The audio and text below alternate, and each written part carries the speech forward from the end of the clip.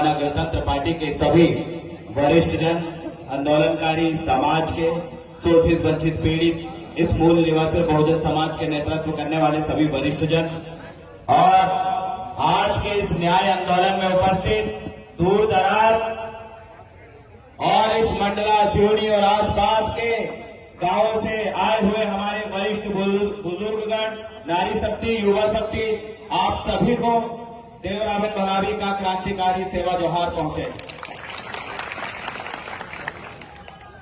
आज जब हमें पता चला कि ये नैनपुर की धरती सर्वसार हुई है और जब ये जानकारी हमें लगी कि ऐसी सर्वसार घटना जो पूरे देश में और कहीं इस समय, इस वर्ष कहीं सुनाई नहीं दी, वो यहां सुनाई दी, तो हमारे भी लड़ने का मन किया कि जिसने भी ऐसी सर्वसार घटना किया है उसके घर वाकई बुलडोजर चलना चाहिए। आप मेरे साथ एक बार मिल के नारा लगाइए, मैं बोलूंगा भाजपा तेरा बुलडोजर कब चलेगा, कब चलेगा।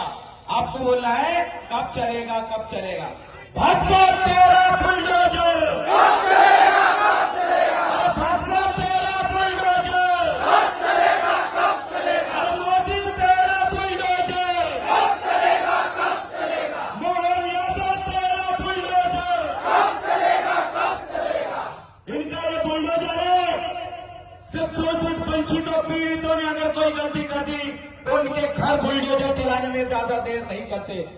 लेकिन प्रदेश की सबसे सर्वसार करने वाली घटना नैनपुर के अंदर घटित हुई है। हम पूछना चाहते हैं यहाँ प्रशासन को, क्या आप अपने घर में ये घटना की पुनरावृत्ति होने के इंतजार कर रहे हैं?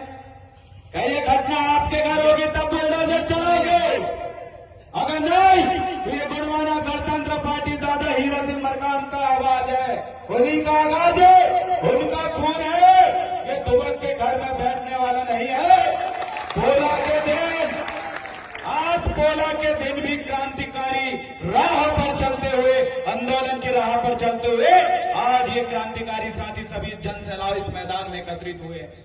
ये संकेत है कि त्योहार एक तरफ और न्याय की लड़ाई एक तरफ। मैं सैल्यूट करता हूं, पूरा जोहार करता हूं ऐसे क्रांतिकारी साथियों का जिन्होंने इस आंदोलन की और न्याय की राह को समझा। यही रहा दादा हीरा सिंह मरकाम हर किसी के अंदर जगाना चाहते थे। यही खोज, यही क्रांति की ललक दादा हीरा सिंह मरकाम अंतिम समय तक आप सभी के अंदर ये भरने की कोशिश की, समझाने की कोशिश की। और मात्र आदिवासी नहीं, एसटी, एससी, ओबीसी और तमाम संविधान को मानने वाले लोग आज गोंडवाना गणतंत्र पार्टी के इस क्रांतिकारी आंदोलन के साथ उनका मैं स्वागत करता हूं। क्योंकि वो कौन है जो लड़ती नहीं है, झुकती नहीं है। लड़ती तो है लेकिन झुकती नहीं है। और अगर ये झुकने वाली जो कौम अगर होती तो याद रखना, पोला में घर में बैठ के दारू और मुर्गा खा रही होती। लेकिन लड़ने वाली कौम क्या हुआ? कांग्रेस लोग, भाजपा कांग्रेस के लोग जो पीला गमछा डाल के चुनाव के समय आपके गांव में, आपके मोहल्ले में, आपके शहर में आके घूमते हैं और कहते हैं कि हमें वोट दो, हम आपके लिए लड़ेंगे, हम विकास करेंगे। अरे इतना अपकृत्य घटना हो गई, इतनी सर्वसार घटना आज नैनपुर की इस धरती में घटित हुई है। अरे कहां दुबक के बैठ गए वो भाजपा कांग्रेस के नेता? आज पूछती है जनता जनार्दन की अभी भी समय है, सड़कों में आ जाओ, हमारे साथ आ जाओ। आने वाले समय में गांव में घुसना मुश्किल हो जाएगा, आने वाले समय में वोट मांगना मुश्किल हो जाएगा। क्योंकि याद रखिएगा, जो दुख में किसी का साथ देता है जनता उसका हमेशा याद रखती है। और आज ये नहीं समझना कि घटना कोई आदिवासी के घर में घटित हुई है। अरे कल की आपकी मां बेटियों के साथ अगर कोई गुंडा छेड़े, उसका बलात्कार करे, आपकी जमीन छीने, आपके लोगों की हत्या करे, तो उस समय भी ये लोग कभी सड़कों में नहीं निकलते, ये लोग कभी सड़कों में नहीं निकलते, कभी नहीं लड़ते। धन्य वो गोंडवाना गणतंत्र पार्टी जिसका एक भी विधायक नहीं है यहाँ पर, आपके सिवनी मोड़ के बावजूद भी सड़कों में आए। वोट के देखिए, गोंडवाना गणतंत्र पार्टी का अगर एक विधायक भी होता, ये मध्य प्रदेश में एक सांसद भी होता, तो याद करिए आज यहाँ हजारों लोग नैनपुर के इस पिंडरी नौजवान के बजाज चौक में एकत्रित हुए हैं। अगर एक विधायक भी होता तो पूरा नैनपुर में पैर रखने की जगह नहीं मिलती, इतना जनसभाओं में एकत्रित करते। ये जो जनता आई है, ये जो जनता आई है, ये किराए की लाई हुई पब्लिक नहीं है। ये भाजपा और कांग्रेस के लोगों को अपने दिमाग में डाल लेना चाहिए। ये लड़ने वाले लोग हैं अपने न्याय के लिए, अपने हक अधिकारों के लिए।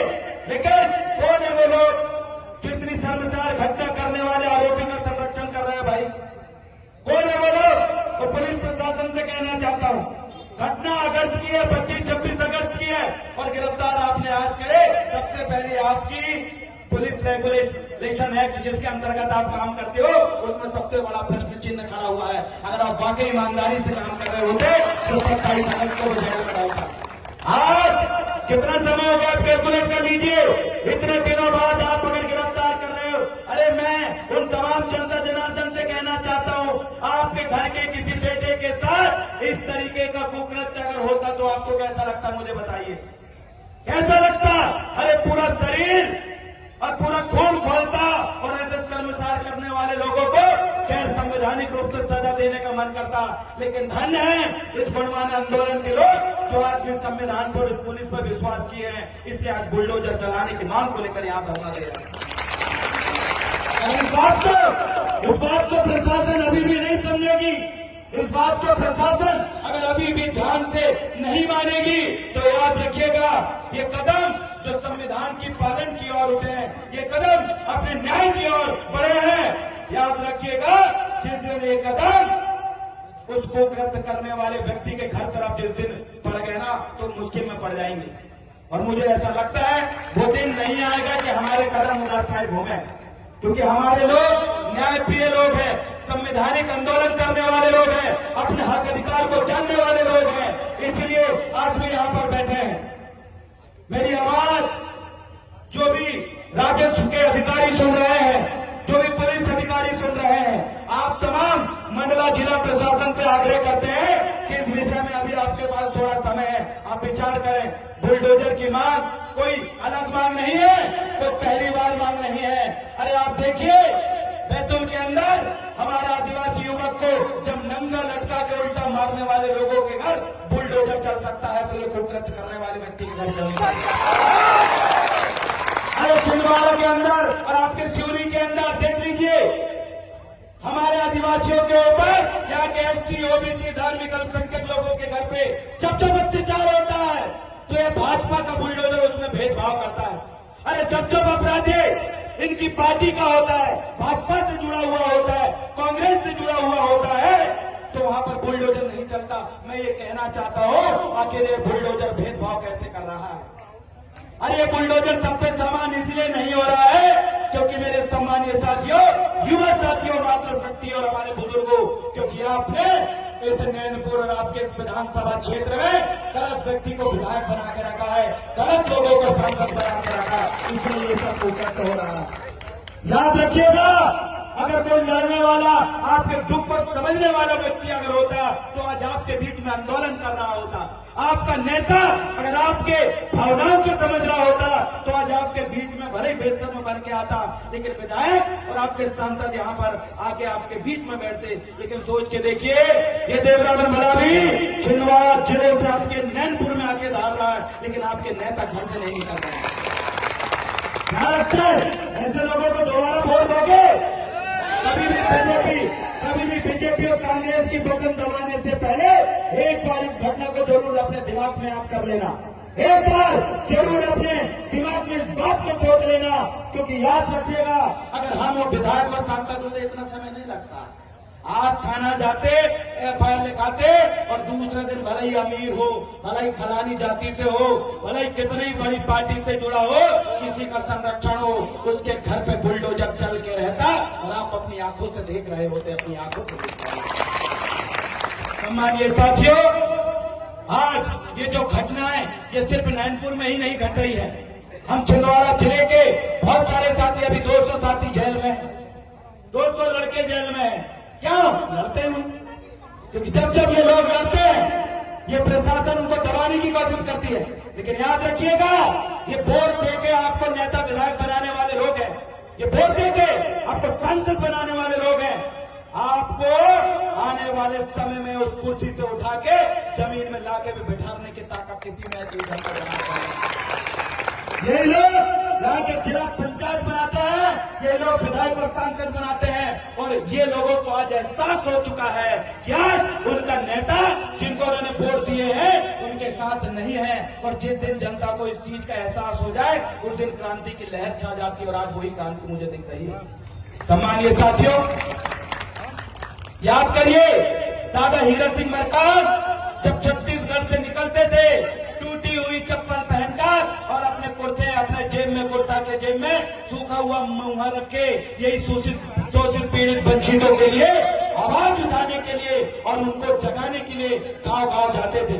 याद करिए वो क्रांति, जिस क्रांति से आप जुड़े हैं, ये शोषित वंचितों की क्रांति है, ये पिछड़ों की क्रांति है, ये आके धार्मिक अल्पसंख्यकों की क्रांति है, क्योंकि ये लोग कल तक इन लोगों के जद्दोजहद को सहते थे।